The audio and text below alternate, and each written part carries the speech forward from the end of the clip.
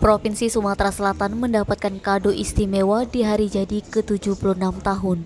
Sumsel dinobatkan sebagai provinsi tingkat pertumbuhan ekonomi terbaik di Pulau Sumatera. Gubernur Sumsel Hajar Manderu mengungkapkan, hari jadi Provinsi Sumsel ke-76 tahun ini hendaknya digunakan untuk introspeksi dan mengevaluasi apa saja yang harus diperbaiki, serta mempercepat apa saja yang terasa lambat akibat pandemi COVID-19 selama 2 tahun terakhir. Usai rapat paripurna istimewa DPRD Provinsi Sumsel dalam rangka HUT Sumsel ke-76 tahun di Dining Hall Jakabaring Sport City Selasa 17 Mei, Diru mengungkapkan hari ulang tahun momen yang harus digunakan untuk introspeksi.